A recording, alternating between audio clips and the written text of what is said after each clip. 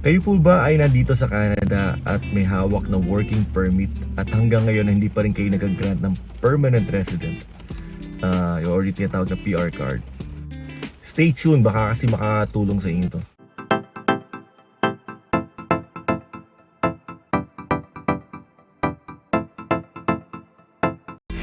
So today nandito tayo sa Four Crown Inn at imimit natin yung mayor ng Brampton na lalaban bilang Prime Minister or tatakbo bilang Prime Minister under Conservative Party at isa sa mga advocacy niya ay tulungan yung mga working permit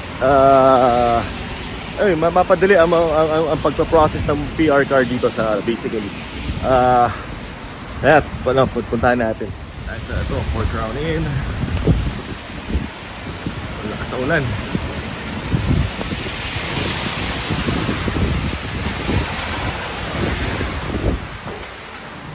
Let's go. Yes, perfect. How are you? Sir, Jonas. Pizza ko po. Oh, Senator there. Kakaroon tayo ng pagkakataon na makilala yung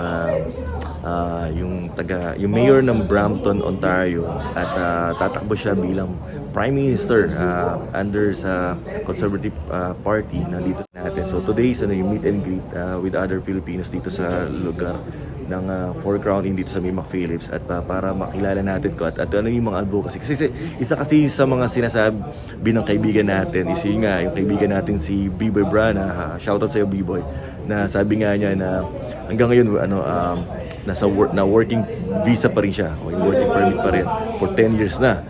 So masakit noon, ini-sponsor na siya ng anak niya pero hindi pa rin siya nag-grant ng kanyang ng permanent card. Basta madaling salita. So isa sa mga itutulong nitong ng mayor nga raw is yung mapadaliin yung proseso. Kasi sipin mo ang nangyayari sa today's yung nakaupo is maluwag siya sa pagpaparating ng mga tao, lalo yung mga refugee kukuha, pero pagdating sa mga working visa ng mga tao ang hirap-hirap makapag PR sila dito. So para bang medyo hindi fair 'yon, di ba? Kung tutusin. So yun yung isa sa mga tinitingnan nating mga advocacy nitong tao na to. Tingnan natin, kilalanin pa natin.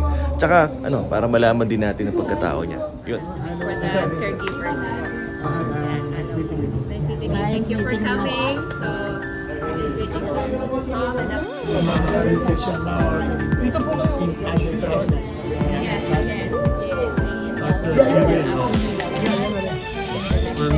yes.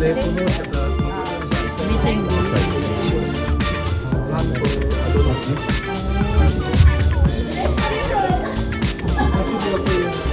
Basta mo yun.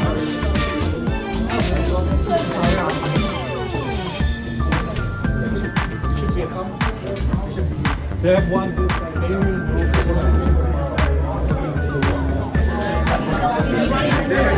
Hi, kamusta po kayo, man?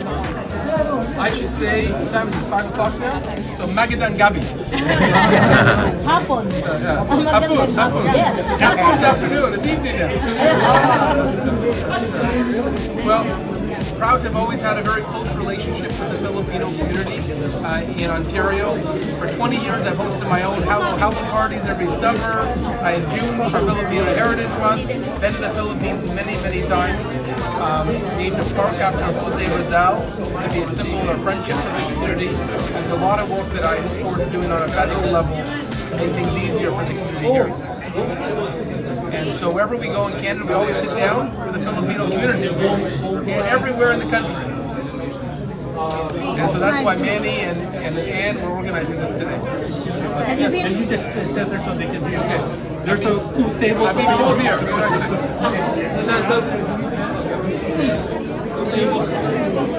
Okay. How you guys doing? Good. How about you? Good, yeah. So how long you been in Winnipeg for? Me? Quite a long time. So you're used to Yes. used to the peg. Oh yeah. So my family originally was from St. Boniface, Manitoba. Oh, here? Wow. But you were born here? I was born in Toronto, on my mother's side of the family. So you speak French? Pas français? And I've been...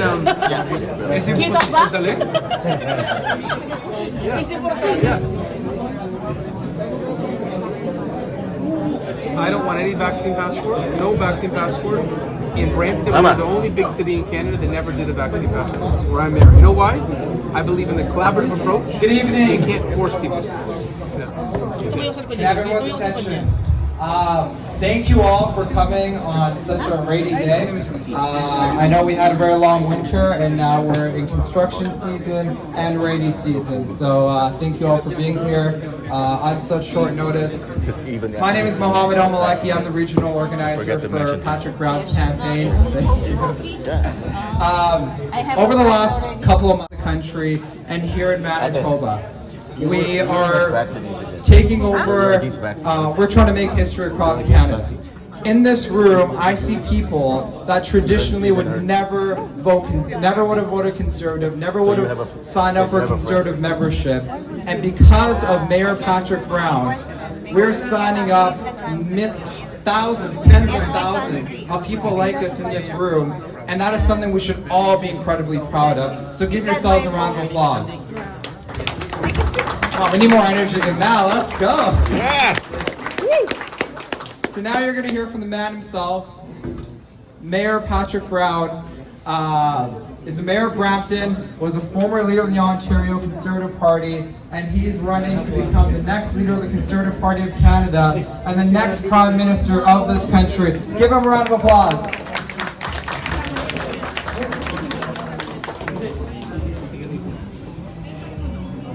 One more time.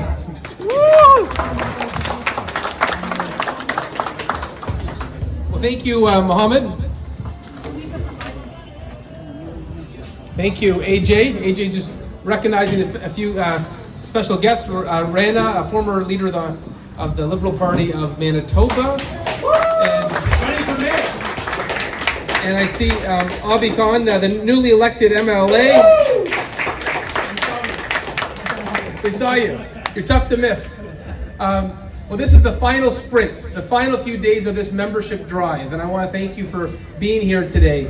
Our task is to build a modern, inclusive Conservative Party, and I really believe we are on the verge of doing something incredible. The membership drive across the country is going to change the dynamic, the look, and the future of the Conservative Party, and I want to thank every one of you. We wanted to have this quick visit to Winnipeg to thank the team on the ground that have been helping us move memberships across Manitoba. And I should say Manitoba is always a special place for me to visit. Some of you may not know that my mother's side of the family is from St. Boniface. And so growing up, coming to Winnipeg was part of our family reunions. My grandfather, Joe Tascona, passed away when he was 94.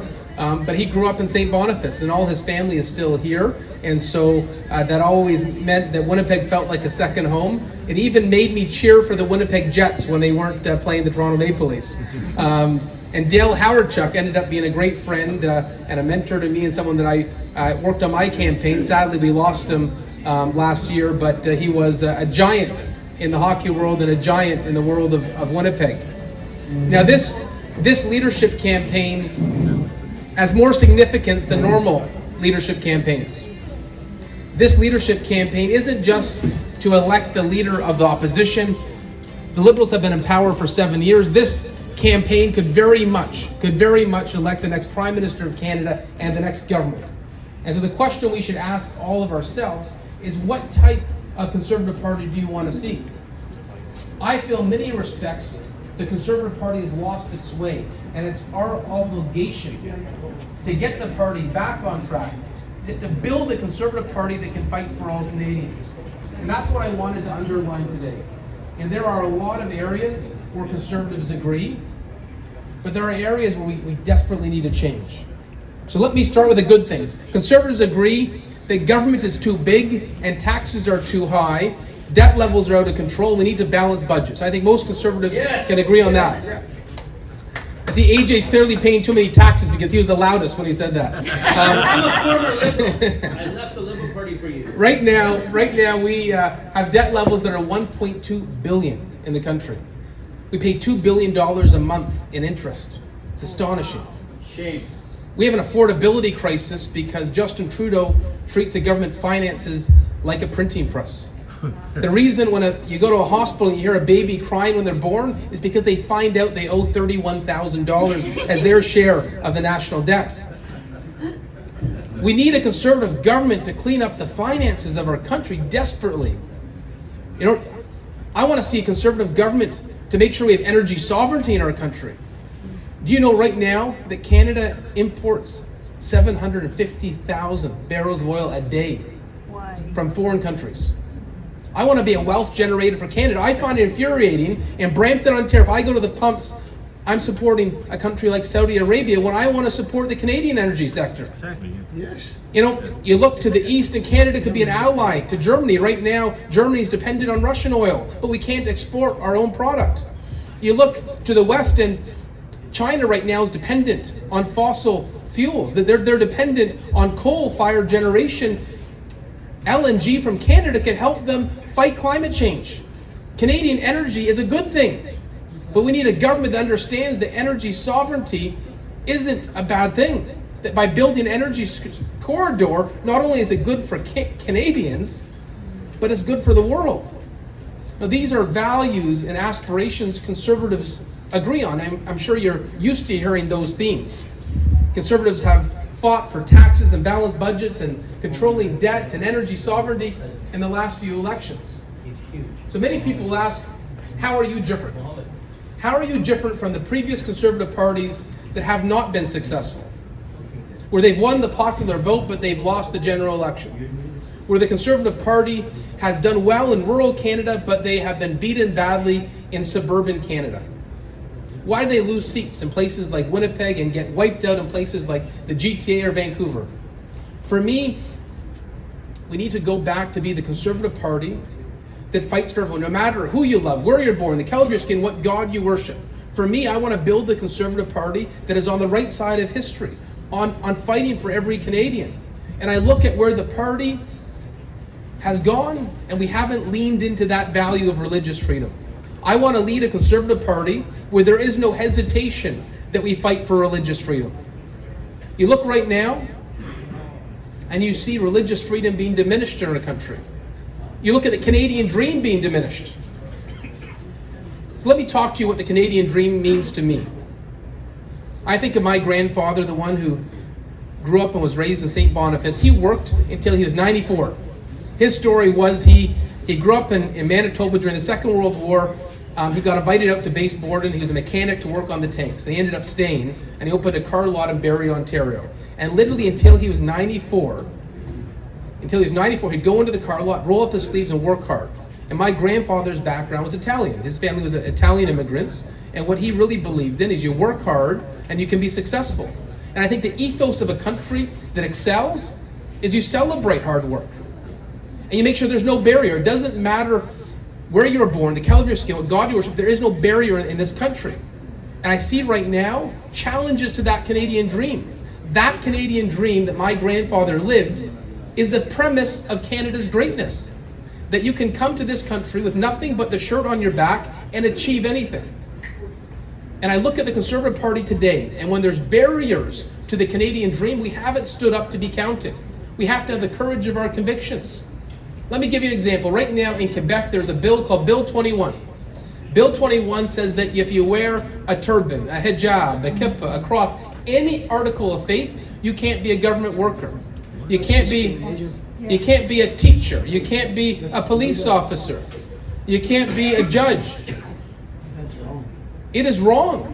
Canada must always stand for religious freedom. And when I heard Justin Trudeau saying we're not going to get involved because it's popular, when I heard Pierre Poilievre and senior Conservatives say they weren't going to get involved because it's popular, we don't make decisions based on the winds of public opinion. We make decisions based on what's right for our country and our principles. And our Charter of Rights guarantees religious freedom, and no one should ever lose their job in this country because of their faith. That's not who we are in Canada.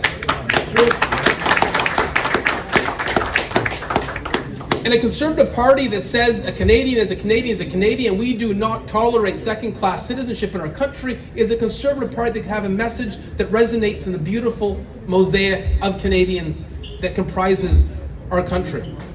You know, I look at the challenges right now with foreign credential recognition. 7 years ago, Justin Trudeau promised that he would fix foreign credential recognition in our country. And he's done nothing. It's still in silos. The provinces, the federal governments have not linked immigration and credential recognition. So we've got nurses, engineers, doctors who've got talent that they've learned in other countries and they can't use it here. You know how heartbreaking it is to hear about a nurse or a doctor that wants to go to the hospital and contribute and they can't? We got to do better. And I was at an event where someone told me, you want to find a good cardiologist, you call a cab. Now how tragic is that? Everyone should be able to use their God-given talent in this country. And look at our immigration system right now. Look at the backlog, 2.1 million. Longest backlog in Canadian history. I want Canada to be that land of hope and opportunity. You know, I got some friends here from the Yazidi community tonight. Canada should be a home for all those fleeing oppression. And the fact that we've abandoned so many is not the Canada that I know. The Canada I know is one that is always there to help. When you look at the Vietnamese boat refugees that came or those that fled the Tamil genocide, we've been a home for those fleeing religious persecution. You know, I look at the challenges in our immigration system. I got some friends from the Filipino community here today. I've heard stories where you've got living caregivers waiting 9 to 10 years for their status. The backlog is unconscionable. The family reunification system in our country is longer than it's ever been before. The fact that we make it so difficult for families to be together is not the way it was in our country. You look at You know, I come from a close-knit family, so when I hear these stories, it breaks my heart. You know, I had a story yesterday in Fort McMurray where there was a member of the community who said they were trying to sponsor their daughter to come, and by the time the sponsorship was going to be, the application was going to be seen, their daughter passed away. I was at an event in London, Ontario, with the Ahmadiyya community, and a 5-year-old girl came up to me with her dad and said, "Can you help my mom come to Canada? She's been waiting 4 years." And just to hear that 5-year-old girl come up to you and say, "Can you help my mommy come to Canada?" We can do better. We can do better. And right now, we don't resource our immigration system. The government spends money renting warehouses for applications, but they don't fund the processing of those applications. So when I say I want to get back to the Canadian dream, it's to let families come together. How about the skills shortage? You can't find workers right now. We need workers. And throughout history in Canada, it's workers, it's immigration that has fed the source of our country's success. You want to deal with a skills shortage? It's workers. Right now, Justin Trudeau is talking about childcare, and we have a shortage of childcare. You want to make childcare easier? Let parents come and help love their family members and provide support. The answer sometimes is so obvious and it's right in front of us. Embrace immigration to help serve Canada. Embrace immigration to help Canada continue to succeed as we have for the last 160 years. So when we had our leadership debate in Edmonton and they asked the question, who wants to expand our immigration system? And all the candidates hummed and hawed and said they weren't sure. I put my hand up and I said, yes, Canada needs immigration. And when I hear some of the voices in the right wing in this country attack immigration, you look at Pat King, the fellow who was in the video with Pierre Poilievre, and Pat King said the problem with Canada is immigration. And he talked about his white replacement theory, and I think the politicians who are playing footsie with groups like that in our country, that's not where our party needs to go. The type of Conservative Party I want to lead is inclusive, and it's going to continue to double down on the Canadian dream. And for any voice in this country that attacks immigration, they are out to lunch, because what they don't realize, if you're not Indigenous, everyone's story in this country is one of immigration. So we don't attack it, we celebrate it. So this leadership is an opportunity to choose between, are we going to become a party of the extreme or an inclusive conservative party that fights for families, that fights for everyday families to make life more affordable? And I hope you know that the best track record and the best indicator for future behavior is past behavior. I've been proud to have been on the right side of issues that have confronted our country again and again. Because I believe religious freedom is a Canadian value. And this leadership is going to be a turning point for our party. So I need your help in this final push. And when you talk to your friends, speak about my track record. When people were being fired in Quebec because they wore a turban, I was there fighting Bill 21, leading the charge of cities across the country to fight Bill 21 when Pierre Poilievre was there supporting that discriminatory bill. When I got up and gave a speech to condemn Islamophobia in the Ontario legislature because I said hate against any faith is wrong, Pierre Poilievre was there refusing to vote for a motion that condemned Islamophobia, saying that it was made up. The differences are stark. I have been on the right side of history again and again, and our adversaries in this race are trying to replicate a version of conservatism that you see in the Republican Party or Le Pen's party in France. That's not Canada. We need a Canada that brings everyone together. We need a conservative party that brings everyone together.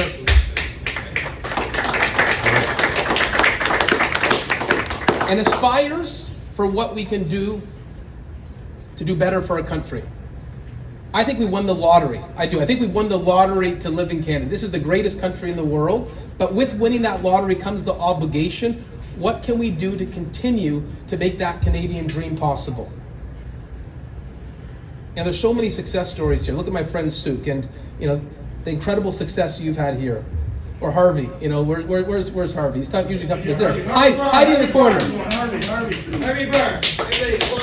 Or Avi's story. There's so many beautiful success stories that are inspiring of what is possible in this country. I got to say about Avi's story. I was speaking at a masjid in Ottawa, and I found out that was your father or grandfather? Yeah. His dad was the one that founded that masjid. They told me a story how he was delivering water and serving the community, and through his own determination built the masjid that's now serving the entire community of Orleans. There's just so many beautiful stories of people who have come and done great things, and that's the story of Canada. And this leadership, for me, is a choice. Do we have a thoughtful conservative party that reflects a Canadian version of conservatism, or do we try to replicate some right-wing extreme party from outside of our country? And the only way we're going to be successful in our journey is if you sign up your friends and your family and your neighbors. This right here is a contest of who signs up the most memberships. And I've been here before. In Ontario, the Ontario Conservative leadership, I went into that race at 3%. The front runner was at 71%. And by election day, we won with the largest margin of victory in Ontario Conservative Party history. And we did that through outworking everyone else. And I've seen the membership numbers that are coming in across the country, and I think we're on the verge of doing the same thing, shocking the political establishment of our country. But we need to do more. We need to do more in Manitoba. And there's 4 days left. So I ask of you, all the groups we're connected to, find us. If you thought you could do 100 memberships, find us 200. If you thought you could do 20 memberships, find us 40. Help us during this final push. And this can be something we talk about in the years ahead of how we were all part of a beautiful story that built the modern inclusive Conservative Party. So a big shout out to everyone who's helping out. Thank you so much, and look forward to getting to meet everyone in person this evening. And thank you for being here for the final push. All the best.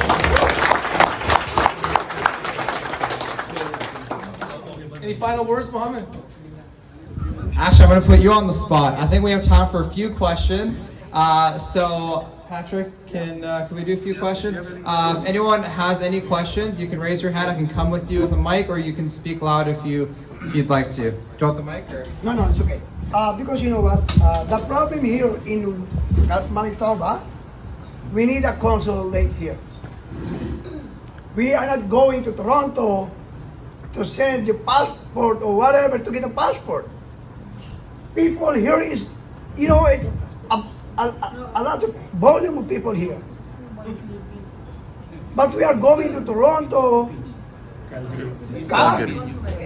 What? But I don't. Sorry, but you know we need the what you call care for us.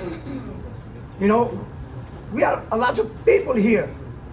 Until now, we are waiting for consul to come in Winnipeg. The government can provide that one to help people here. So we are not going to Alberta. We are not going to Toronto. So what I'd say on that is, it would be up to the Philippines government where they decide to put consulates. If there is federal services that we can provide, I certainly want it to be accessible to all Canadians. But what commitment you have from me is that the backlog that exists, we're going to wipe out the backlog. My commitment is that within the first term of government, we're going to wipe out the backlog completely.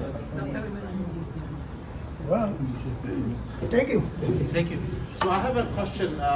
Once the next government is coming, where you may say, are you planning to give us some more funding for our infrastructure in Winnipeg? We have a really bad road all over the place.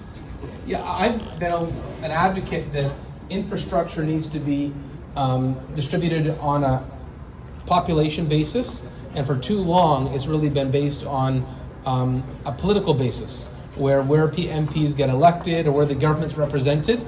And I think if you look at the funding in Western Canada, in Manitoba, Saskatchewan, Alberta, and British Columbia, it's been historically underfunded. And so you have my commitment that we're going to help the province of Manitoba with adequate, fair, and equitable infrastructure funding to make sure there's less potholes on the roads and better highways. Hi, good evening. My name is Beth, and I'm a member of the Yazidi community here in Winnipeg. I'm here with members of the Yazidi community, and as I'm sure many other communities across our province are struggling with reuniting with family members abroad. We have the Canadian government asked to provide numbers some years ago to see how many families we can reunite here in Winnipeg. We took down 1,200 numbers some years ago.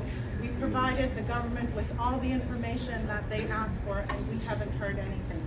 We need a government that can commit and say yes to family reunification, yes to reuniting family members who have suffered severe trauma. You have my full support, so the answer is yes, yes, yes. I want to make sure those families that face religious persecution, like the Yazidi community has, will have a home and safe harbor in Canada, and none of your family members who have been abandoned will be abandoned if I'm the Prime Minister of Canada, and the government I lead would immediately act to repatriate them and to bring them to safety in Canada. I have a question. Yes. What is your stand about regarding the COVID? Some people they choose not to have the vaccine. So what's your stand about it? I was one of the only big city mayors in the country that didn't do vaccine mandates, and so I went to our local unions and I said, how do we work together? Listen, I got vaccinated, I got boosted, I listened to public health, I listened to our infectious disease doctors. But at the end of the day, it's a personal health choice. So I went to our unions and said, if we don't do a vaccine mandate, will you help me share the information that the top infectious disease doctor provides? And the unions all said yes. And so there was no mandate. We had testing in our city instead of people being fired.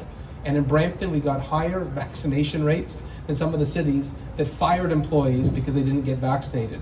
And so there were employees in other cities that got fired because of their personal health choices that got hired in the city of Brampton under my leadership. And I think the fact that we got higher vaccine levels, despite not firing anyone, despite not having a mandate, speaks to the fact that the collaborative approach is better. I see. Okay. And by the way, I should say right now there's still vaccine mandates federally for planes and at the border. I would get rid of all those mandates immediately.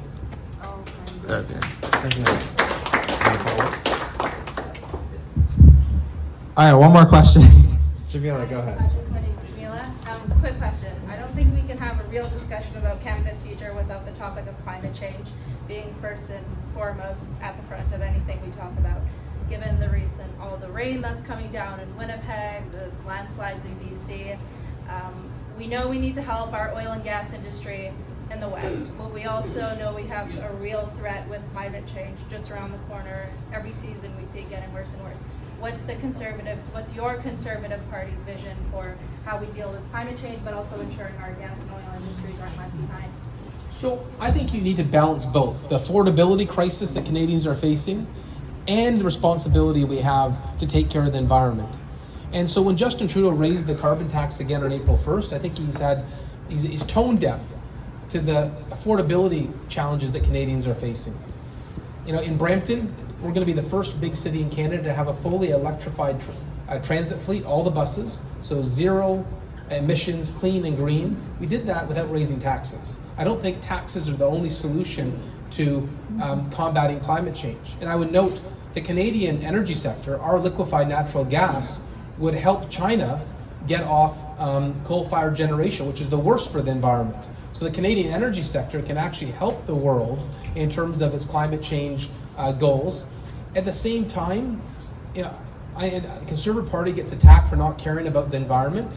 It was Bill Davis in Ontario who created the first Ministry of the Environment, and he's Conservative. It was Brian Mulroney who negotiated the Acid Rain Treaty. And so I think we need to have a real conversation about the real ways, measurable ways, tangible ways that we can help with our obligation to combat climate change, but at the same time, protecting the affordability crisis that exists in our country and combating that crisis as well. One more question here. Yeah. Last question. If you become the Prime Minister of Canada, what would be your first and foremost priority if you resume in the office? First thing you have to do is clean up the finances. It's a financial mess in Ottawa. We are going to go bankrupt as a country. Right now, Justin Trudeau has added more to the Canadian debt than every Prime Minister in Canadian history combined. And so I want you to think of the cost of this. $2 billion a month we now pay in interest payments. Imagine what you could do with $2 billion and the amount of hospitals you could build. There's a few cricket players here. Imagine the amount of cricket fields you could build with $2 billion. The roads, the highways you asked about, the highways we could build. There's a cost to mismanagement. And frankly, it's contributed to the inflationary pressures we're seeing. In Brampton, I balanced the books. I did value for money audits. And what's interesting is that when you actually look at the finances of a country, I found the departments tend to spend the most in the last 2 weeks of the year. They try to protect their budgets. They'll order 1,000 rolls of toilet paper or 10,000 pens. We need to run government like a small business. And it means you don't spend beyond your means. You're careful with every taxpayer dollar. Earlier today, I was with Mohammed at Mr. Calzone. And he asked the same question, what are we going to do to clean up the finances of the country? And I said, run the country like you would your own small business. Don't spend beyond your means. Run your budget like a normal family would. And so I think that's the first thing we need to do. We need to clean up the financial chaos that exists in Ottawa.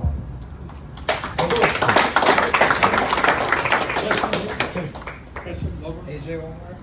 Yeah, we got two more. AJ. Mayor Brown, what exactly would your response be to, the incidents in Texas? I used to once be policyholder of the firearms farm, and I think you made a policy announcement on that. What's your response to what happened in Texas? I think what happened in Texas is horrifying. As a parent to two young children, it breaks your heart. We have a serious problem that the politicians in Ottawa are missing the mark on.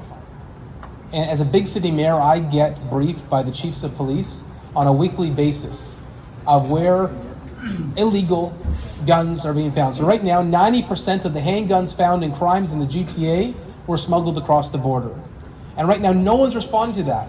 We have a problem with gun violence, and the way to deal with it is to secure our border. Right now, you've got technology that's making it easier to smuggle weapons than ever before. You've got trucks where they put hydraulics underneath to hide weapons. You've got drones that have taken weapons across the border near the Brockville area.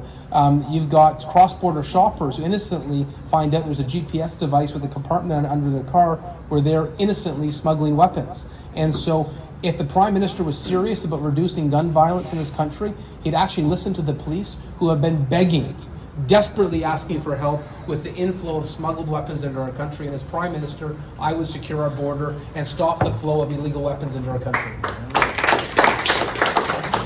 Last question right here. Last question. That's for last. By the way, my name is Ricky Alsar. By the way, to be the next Prime Minister by September, congratulations.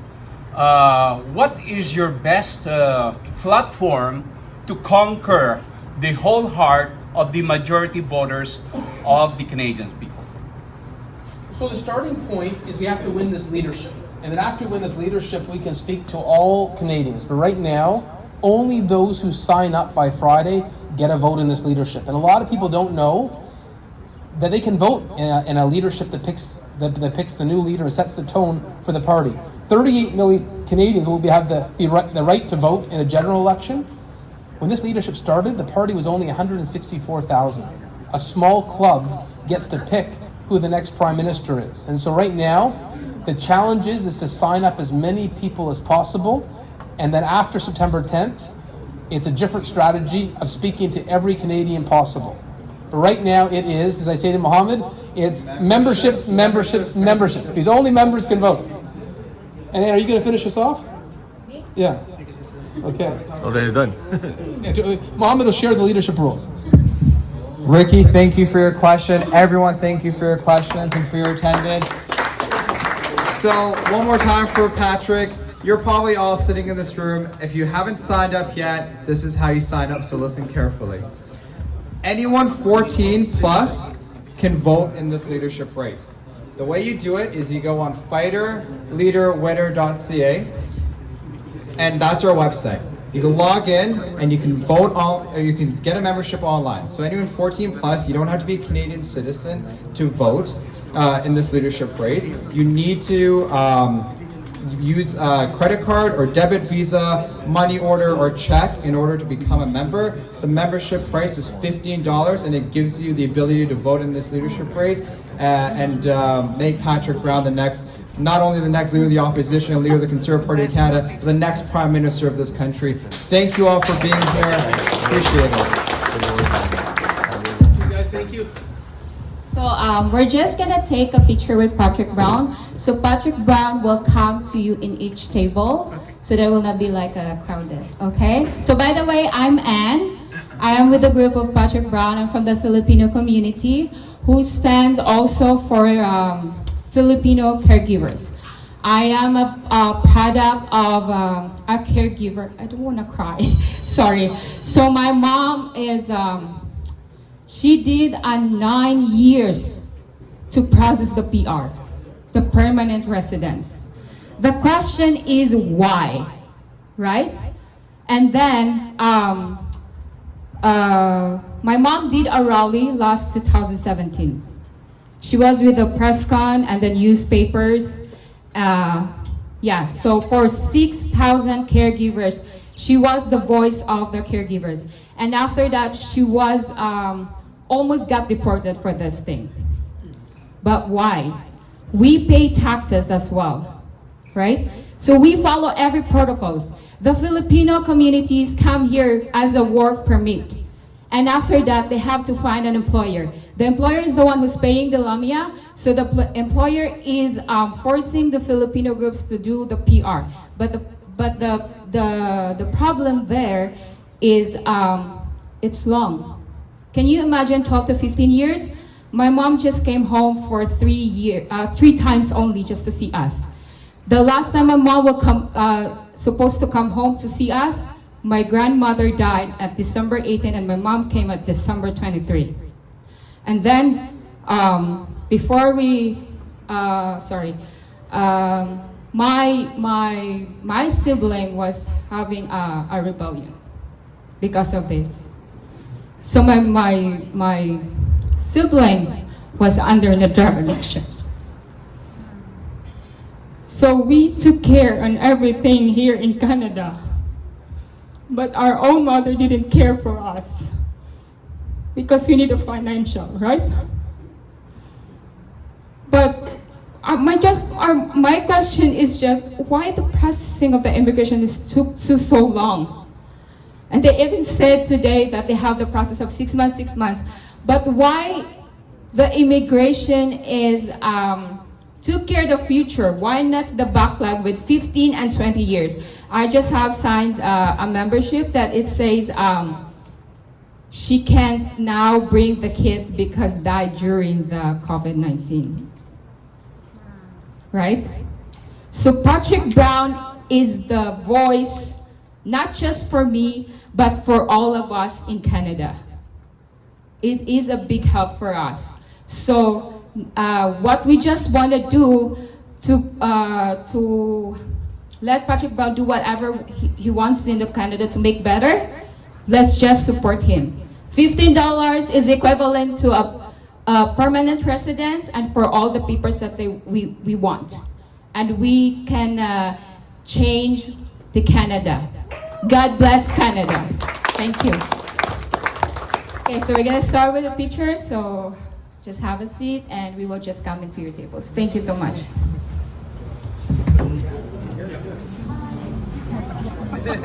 We get a support him. Make sure you sign up. There's only a few days left to sign up. Friday's the deadline at fighterleaderwinner.ca. That's fighterleaderwinner.ca. Thank you so much, Patrick. Thank you for your time. Thank you. Sa support na ito. I-add ko kayo sa meron ba kayong Facebook? I-add ko kayo doon para pakamala natin.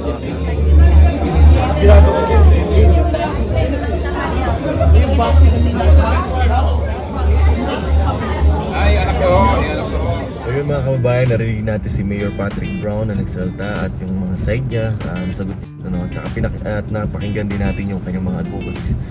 So kung sa palagay nyo na makakatulong sa atin, makakatulong sa inyo, supportahan natin. Lalagay ko yung link sa baba at gawin natin ng paraan para supportahan natin itong tao na to. Okay? Hanggang sa muli, hanggang sa susunod na video. Bye bye.